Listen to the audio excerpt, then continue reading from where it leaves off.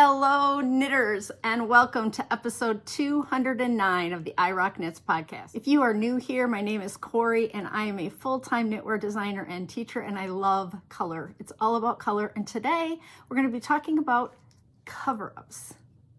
Cover-ups and casting on all the things. Do you love a good cast on like I love a good cast on?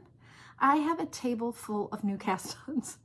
I don't know what gets into me sometimes, but I just get out a bunch of yarn and a bunch of projects and a bunch of patterns, and I just cast on all the things. And then I hang them on the whip tree, and slowly over time, they get done.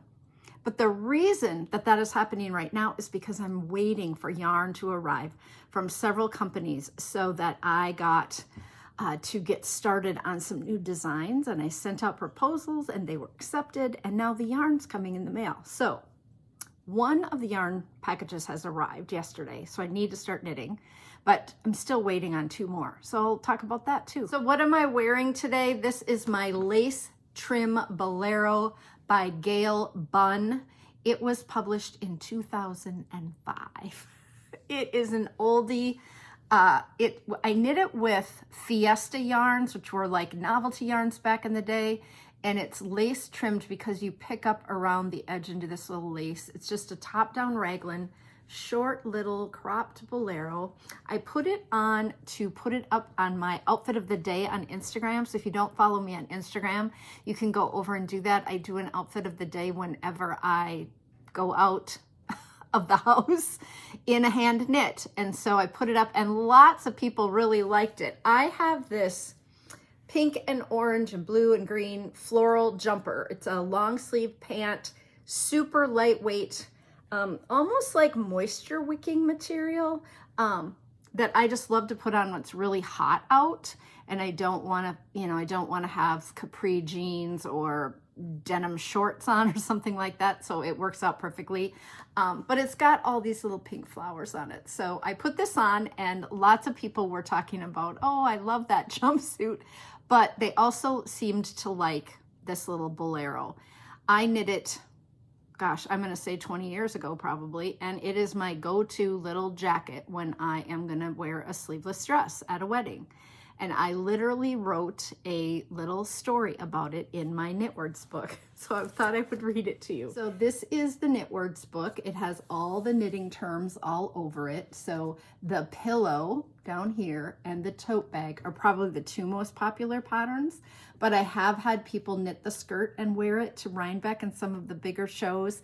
The sweater is really fun. I have two of those. There's a hat, there's a cowl, there's a lanyard. She's got the cowl and under her denim jacket.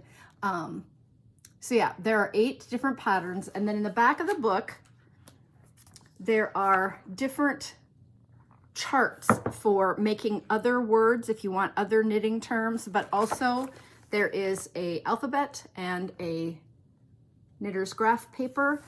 But I offer a charting service, so if you want to put a word or something on a hat or a cowl, you can just ask me to make it because I have the software for that. So I have a little pillow that I made. My husband and I got married May 31st of 1986. We just had our 40-year anniversary. And then someone made this one for me. I usually have it tucked up there, but Cori's Stories. So cute. And these are Minnesota Vikings colors. Friend of the podcast knew that too. So that was kind of fun. But that is a little pillow pattern that is separate from this book. It came out a couple of years after. So if you want to make the little pillows, that is the sachet. Here is the little summer weddings story. But really, can we talk about those summer dresses? Who's designing these polyester nightmares? It's just got to be men. A woman would never subject us to this only sleeveless dresses purgatory, or to the coordinating pink plastic Jennifer Jones Jordan solid scalloped trim shrug that you can only get at Mowry.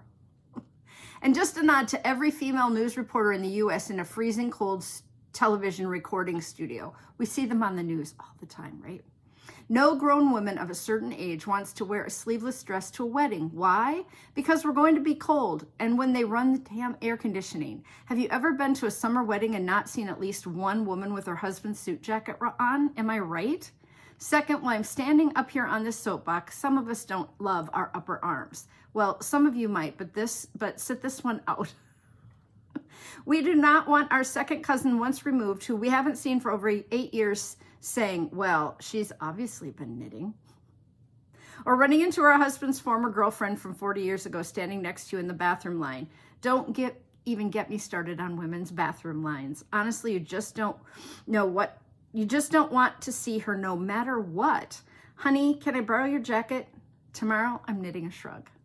So I have this little story in between each one of the patterns in the book. So there's a pattern and then a story and then a pattern and then a story. So even if you don't want to knit all 8 of the designs in this book and you just want a couple, you can get this book in the soft cover version. I'll ship it out to you on my website, or you can just get the PDF as a download on Ravelry. So you just go over and type in Knitwords and it comes up as an ebook, and then you get all the patterns and the stories in the ebook form. So and they're all related to knitting in some way or other, but I just thought since I was putting this on today, I had put a little note on this pattern page on Ravelry when I was uploading the new photos of me standing in my kitchen doing my outfit of the day. This book contains patterns for a hat, a cowl, a lanyard, pillow, poncho, skirt, sweater, and tote bag. Yeah, so I just thought I would share that with all of you. But that's what I'm wearing today. I just put it on. It's a little silk blend, so it's very shiny, very soft. And I don't wear it all that often, but when I need it, right? When I have a sleeveless dress or really cap sleeved dress and I might be cool and I want a little lacy kind of,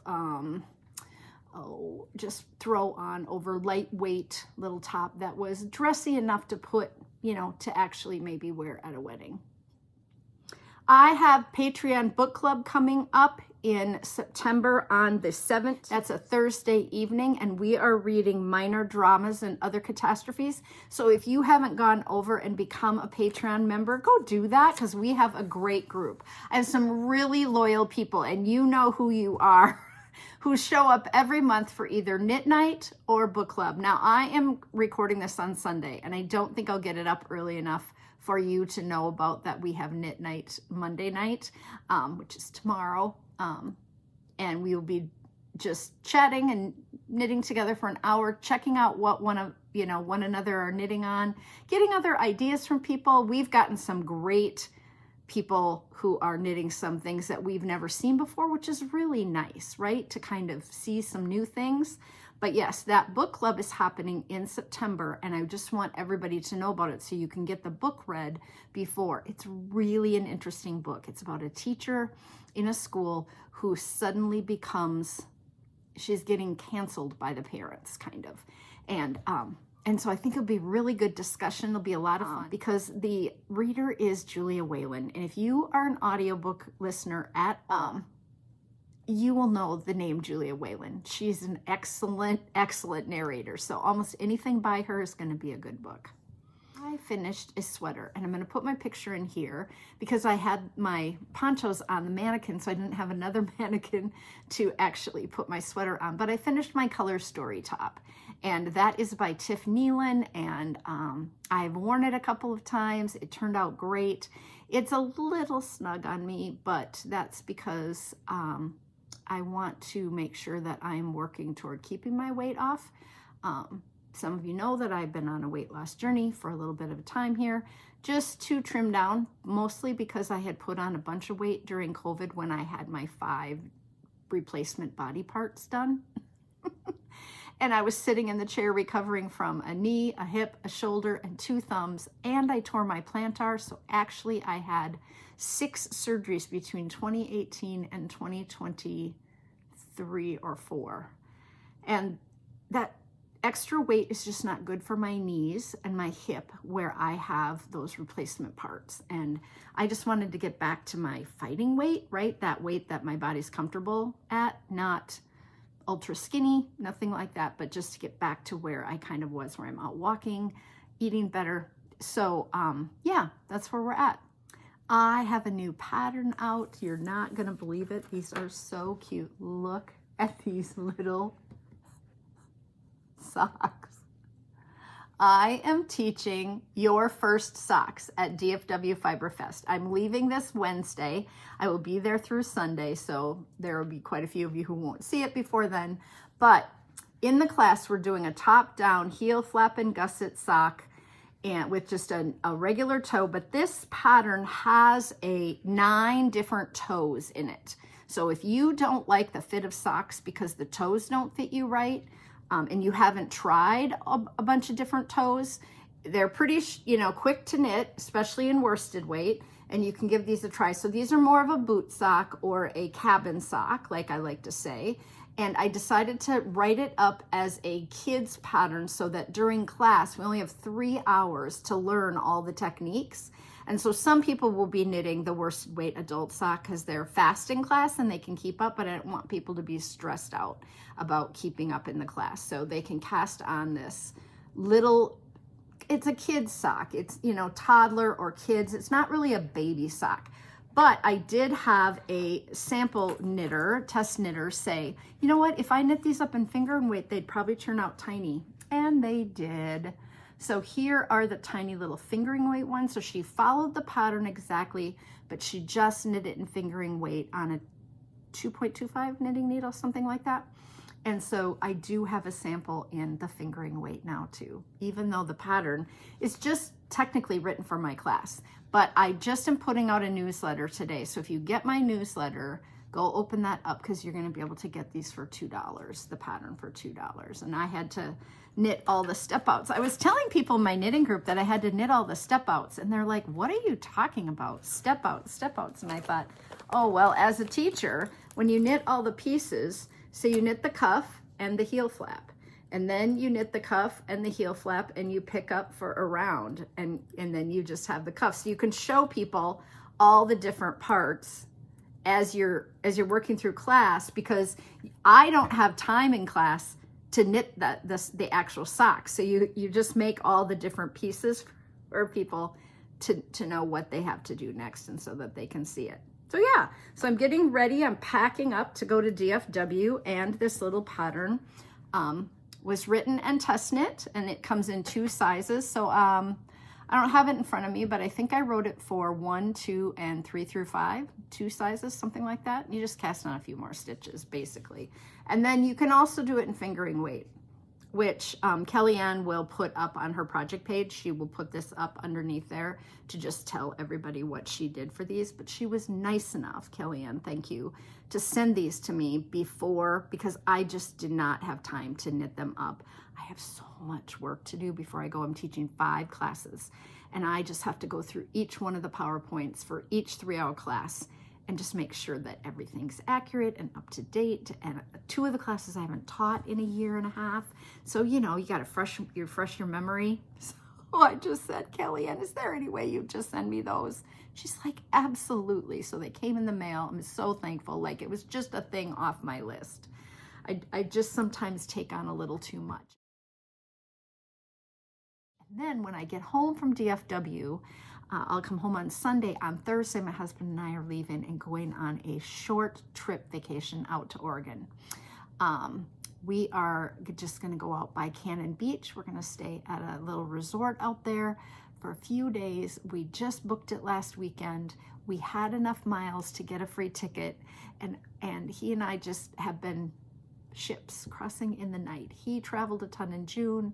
He traveled a little bit in July, not nearly as much. He's been really busy, and then now he goes into the busiest time of year, September through the beginning of November. And so I just said, you know what, I'm leaving. I'm going to DFW, then I'm going to Rhinebeck. I've got yarn over in there. I'm teaching most weekends. He works during the week. So I said, we should go somewhere if we can. And he's like, I think we have enough miles for tickets. I was like, oh, yay, let's do it. So we just looked around and see where we could go that wasn't booked for Labor Day. So that's kind of fun, get to go on it. But then I'll be gone Thursday through Labor Day, which meant stuff that's coming up in September, like had to get done.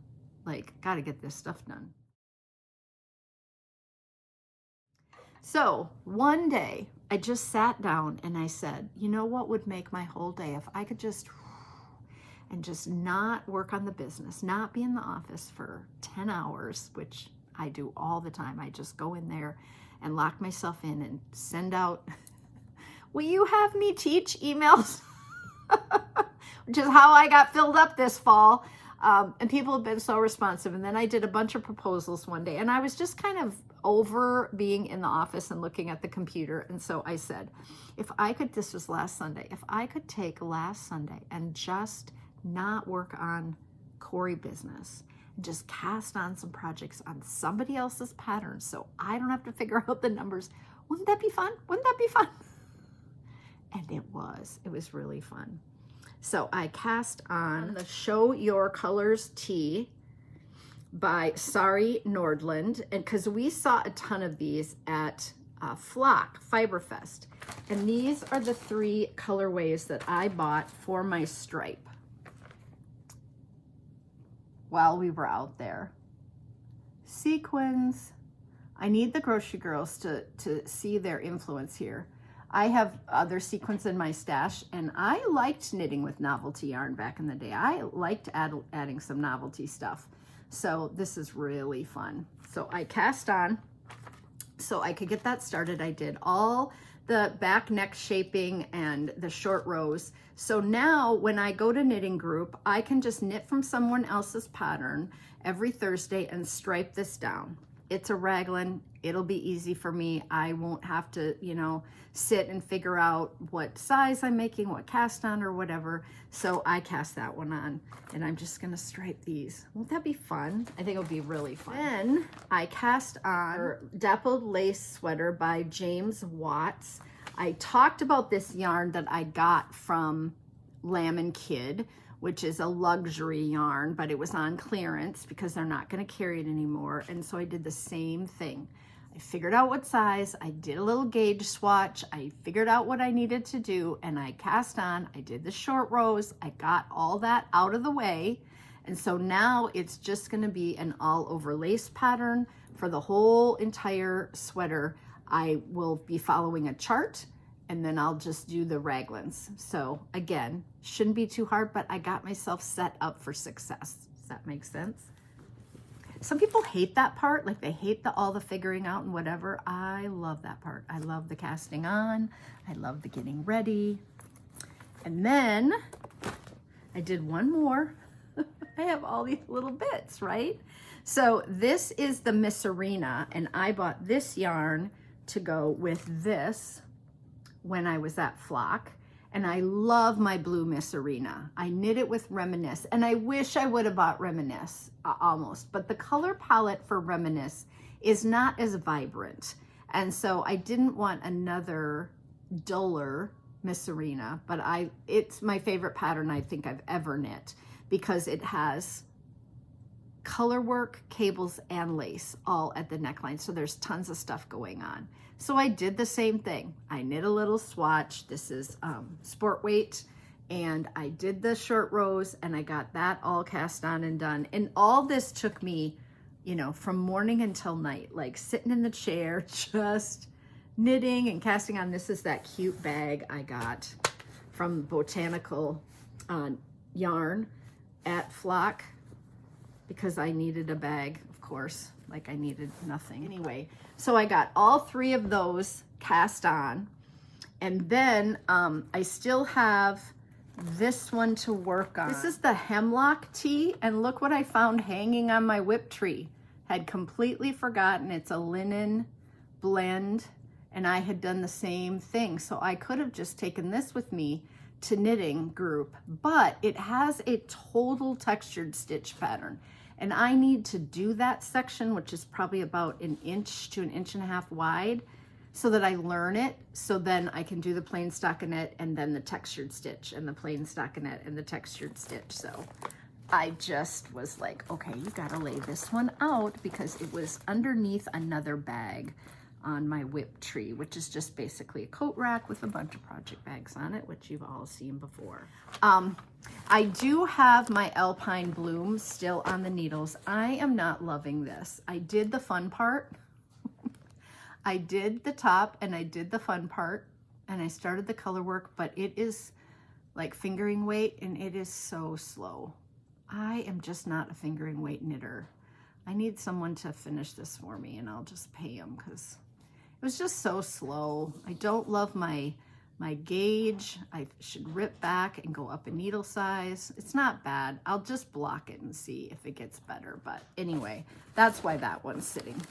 Just sitting because I don't really want to knit it. Fingering weight, and I don't love my gauge on fingering weight color work sweaters. Maybe I'm just a little picky about that, but the last one I did was that Here Comes the Sun, and I don't love my color work. I think I'm just picky. I just really want it to be thicker yarn and more filled in, and fingering weight is just not gonna ever fill in or, you know, or be like that. So this is the Harlow hat by Andrea Mowry. I am doing, and this will turn up, and it totally was pooling. Look at that, just a huge pool. But I flipped it so that now you'll be able to wear the black side out or this side out. So I flipped the colors, and it can also just be worn this way. But this is a Christmas gift for someone I know and love. You'll probably know who he is, but anyway, so this has been my whole knit take with project. Like, I've been knitting with this at church, in the car, wherever we go, because it's just simple. I have a new class on 2-color beginner brioche. Like, it's much better to start learning 2-color brioche than one. One is harder to see and 2 is much easier to see. And you're only working with 1 color in each row. So I do have a new class in that. But that is all the stuff that I cast on. So it was really fun. It was a fun day.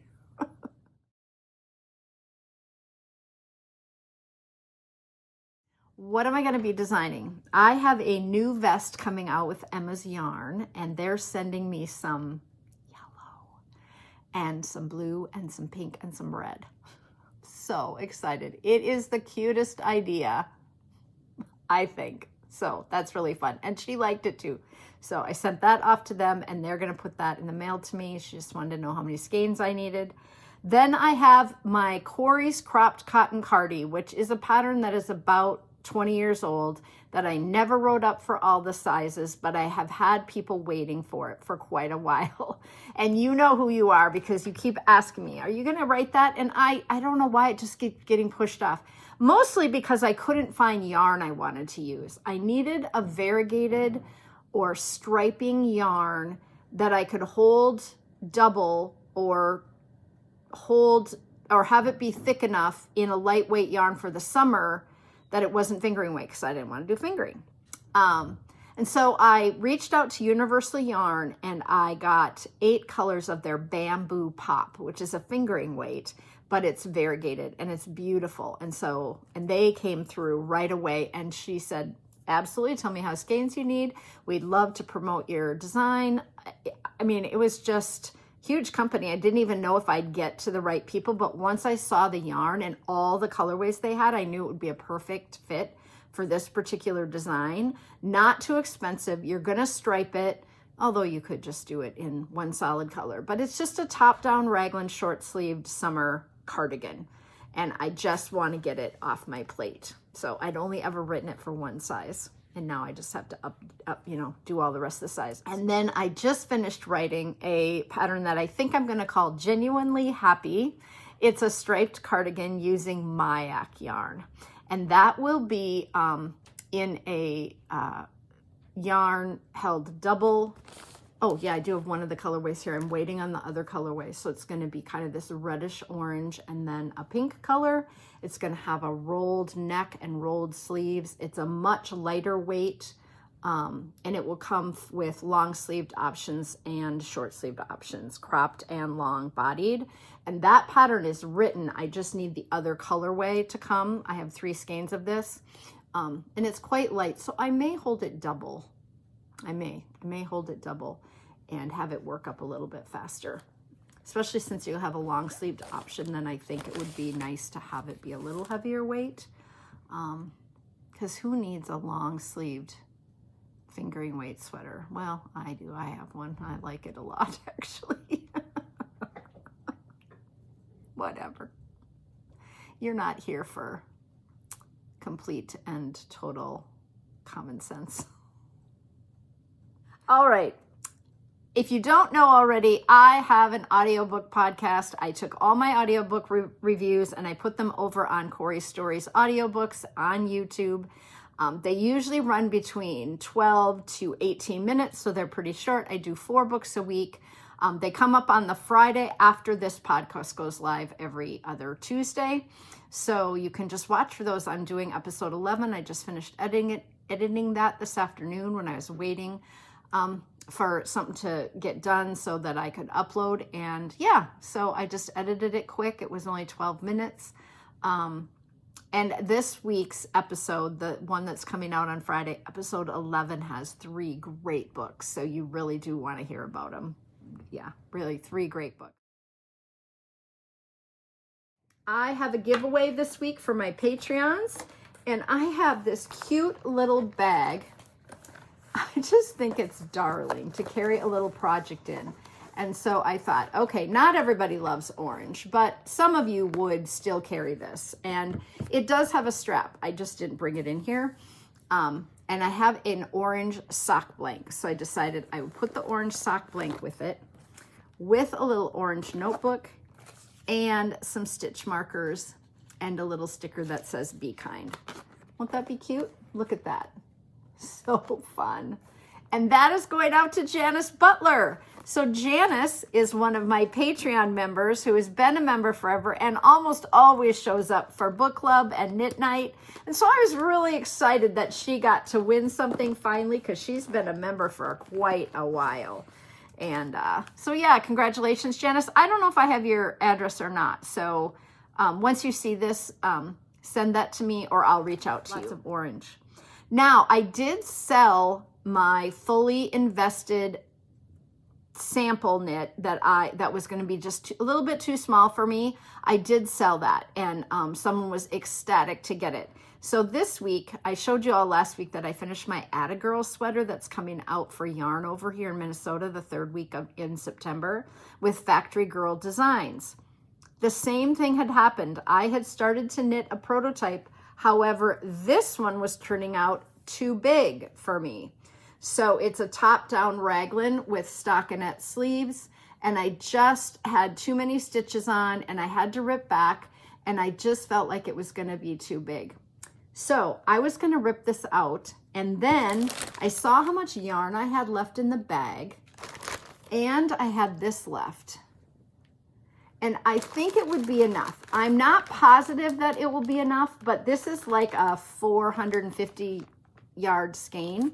So I think you can get the body in that. And if not, you could always finish the cuffs and the bottom of the sweater in just orange or just white. I mean, you know, this is Knit Pick Stroll. So super easy to add, you know, a skein to that. So if you are interested in this, I will put it, I'll put the measurements of how big around this is going to be. It's not huge, but it was going to be too big for me because my numbers were off and I cast on one size bigger. But I thought that's a lot of knitting for someone to not have to do. So if you want to purchase this from me with the extra yarn, you certainly can. And I'll put it on my Ravelry Destash page, and you can just message me on Ravelry. It worked so well last time. And I thought, well, instead of ripping it out, and then I will just put those leftovers in my basement. I won't knit with that stuff right away again. And it's holding 2 fingering weight together to get the marled effect. And that kind of tones down that bright orange. I just think that this looks like citrus. So pretty. And it's super easy to knit. So if anybody wants that, just let me know. I saw the cutest idea for a small shawl on Instagram a while ago. Well, it might have been on Ravelry and then someone reposted it, but it was a project page for a shawl. And they just made I-cord on the end, and then you could tie it around your shoulders and around to the back. And I thought that is brilliant for some of those triangular shawls that we all made with just one skein that don't stay on. And so I'm going to put the picture in here so you can all see what I'm talking about. But if you have a couple of shawls, you could just add a coordinating I-cord and have a great way to wear a little shawl. I just thought it was so cute. And then I saw that their fiberartshouston.org is taking supplies. They are going to, it's a new venture that they're doing, and they're looking for art supplies, crafting supplies, for the fiber arts. So if you have needles or yarn, they do have some restrictions on what you can send. Like they don't want your little balls of yarn and stuff like that. But I will have the link down below, but it's fiberartshouston.org/support/donate-supplies. And I'll put that down here too. But if you have any items that you would like to donate, sometimes you just want to get rid of stuff, but you know that sending it to Goodwill or your local charity place it's not going to reach the right people for some of that stuff. In Minneapolis here, we have the textile center and they have a store. So we actually have a place that we can donate our supplies. But anyway, especially if you live in the Houston area, you probably could just drop it off. So I just thought I would share that as well. Okay, what have I been watching? All my favorite things, but I just finished Alone Australia. And there were 2 guys left at the end and a girl. And the girl's name was Corrine, which is my real name. And she spelt it the same way I spelt it. So I was really rooting for these last 3. And she really wanted to make it 70 days. This is the show where they drop 10 people in the wilderness and they see who can survive. And they can tap out at any time, and they have to record themselves the entire time they're there. And they were in Tasmania, which is, there's no one that lives down there. And they got record rainfall and they got rained out, and they ended up then with these 2 guys at the end, an older gentleman who was the oldest person that they'd ever put out there. He was like 64 or something. And then this younger guy who was actually a possum trapper, because possums are such a menace and, they have just overpopulated the area. So he was used to living off the land and stuff, and he had 2 small children. So did I want the older guy to win because I just love older people and that he could do it? Or did I want the younger guy who had the 2 small kids who wanted to be able to pay off his mortgage a little bit? And yeah, so I love those shows. They're a little graphic because they got to show them, skinning the fish and, eating whatever they eat, but I love rooting for those people, so I did watch that. But all my favorites of what I watch every week, the podcasts I watch, as well as all the other kind of shows I love, people who are living off the land or making their way, building shelters or things. Like on Instagram, I like to watch all the people who are remodeling or constructing. It's all hard work that I don't want to do. And so I think I watch it vicariously, but they're all listed down below. So if you're like, I don't know what to watch tonight, you just want something, you can just click on the show notes down below and see those. Also, my show notes are always over on Ravelry too. So if you want to go back because you remembered me talking about a sweater or something, all my show notes are on Ravelry by episodes. If you haven't joined the knit along, please come join us. We are going to do the fully trellised vest knit along. It's already up and running. People are getting their yarn. They're getting started. It's a DK weight vest, so you can do it. The deadline's not until the end of October, so that gives you 9 or 10 weeks still. And it is not hard. It's not hard once you get going. You have to stick through those first few rows of that trellis to figure out what I'm talking about. Like there's a chart and written instructions, and you're either crossing left or right, 1 by 1 2-stitch cables. You're crossing left, crossing left, crossing left, crossing left, right, left, right, left, right, so that they mirror. And once you get it set up and you figure it out, you're like, oh, this is the left, right row. I can see it now. They'll look like this. And then sometimes it'll be a right, left row, and there'll be a knit and a purl. And you'll see it, I promise. And you'll be like, oh, I don't need the chart for this anymore. I don't need the pattern.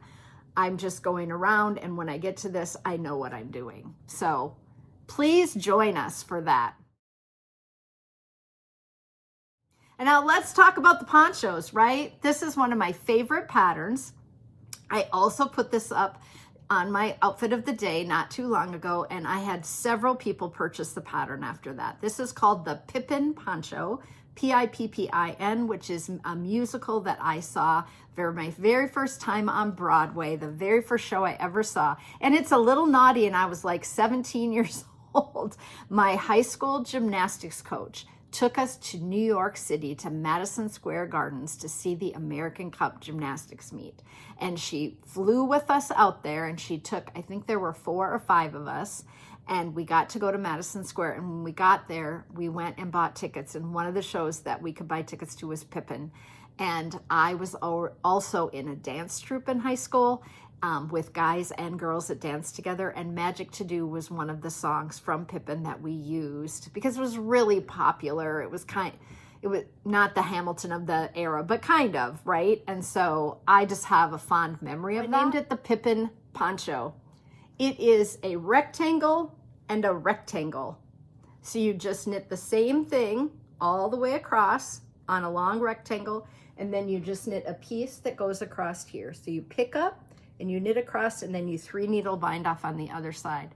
It's the easiest thing to throw on when you're running out the door. You can make one out of a colored yarn that goes with everything you own and just throw it on.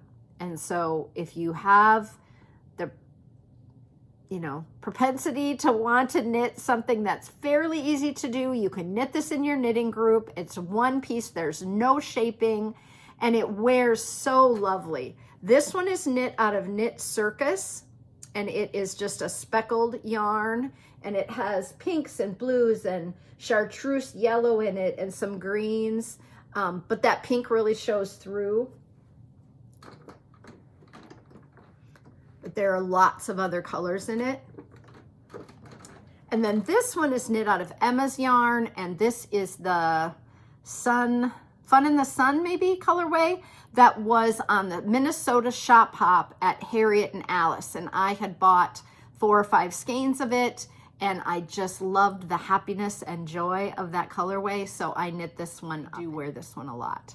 And I have this one over a yellow polka dot Gudrun Schoden long sleeved shirt. And if you know, I wear a ton of Gudrun Schoden because she uses organic cotton that is good for the environment, and they wash and wear beautifully. Like husband can throw them in the washer, lay them over the dryer door, and we're good to go. They don't come out all wadded up or wrinkled or anything like that. So I probably have 10 dresses from her and 15 long sleeve and short sleeve t-shirts with plain and designs all over them. And you can get her catalog, which is beautiful. Even if you don't want to buy anything from her, the catalog comes out 4 times a year at least, and it's just lovely. She's just got great clothes, really great clothes. So I have talked about her before, and I'm not an affiliate, and I don't make any money from that. But I do have affiliate links. So if you want a knitting neck light, if you want some wool underwear, I always laugh about that one, but they are the best. I have them on now, underwear and bra. If you want a twice sheared sheep Cori's Drop Stop Stitch marker, or if you want some Trim Fit, which I drink in my water every morning, which is a nutritional supplement, I've got affiliate links down below. So buy it through me, will ya? My husband said to me, "You make $3 if someone buys it?" I said, "Yeah, I'm really rolling in rolling in the dough, but it helps support my small business. So it's really nice if you choose to go over and just use one of the links down below, and it'll tell you what you get. You either get a discount or a percentage discount or a certain amount of money off. And then they also pay me. It doesn't hurt me if you take the discount. It's just a way for me to make a little bit of extra money, because I'm not rolling in the dough from YouTube. Well, I just have a really quick Cori stories for you. Last night, we went down to my brother-in-law's house last night. We went for a pontoon ride on the lake. They live in New Prague, Minnesota, which is probably half an hour south of us.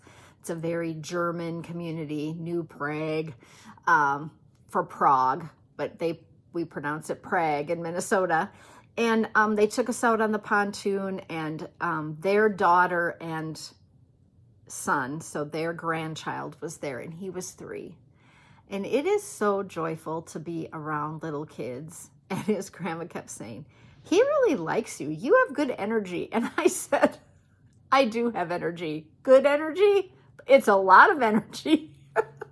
So he told me about his train and his fishing pole, and he drove the pontoon on his grandpa's lap. You know, he was just so much fun. And, you know, sometimes when you're not around little kids quite as much, his dad was out of town. So, of course, he go to grandma's. And I said, we had to go down because my husband had to help his brother move a gun safe back into his garage. So he is a pheasant and turkey hunter. Not my husband, his brother. My husband's not a hunter. He's just a fisherman. But he had his garage floor done, and because they just moved into this new home. They sold their older home and their lake cabin and moved into this nice new home on this lake. And so they've been fixing up stuff, and so they painted the garage, and they were putting that steel stuff on the floor. So my husband had gone down a week and a half ago and helped to move the gun safe and some of the big stuff like his workbench out of the garage onto the driveway.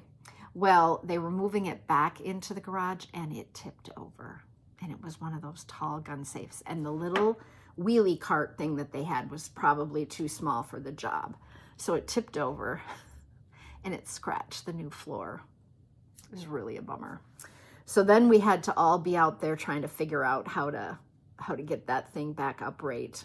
So heavy. And my sister-in-law and I were like, you know, you can't drop it on anything. So they'd prop it up a few inches, and we'd shove a board under, and then the guys would lift. I mean, it was so heavy. And I kept saying, don't you have any younger people in your neighborhood? Don't you have any young men nearby? Any that can come over and help them lift, right? Like, we did decide eventually that there was nowhere to grab for more people. Like, either Joe and Ross were going to get it lifted up, or they weren't, because there was really nowhere to put your hands, because we got it up on this little bench thing, and then we got up a little higher, and finally, and then the big fear was, okay, we're going to go for it. I'm going to try to push once it gets high enough, and then they're going to push. Is it going to go over the other way? Right, and smash into the wall.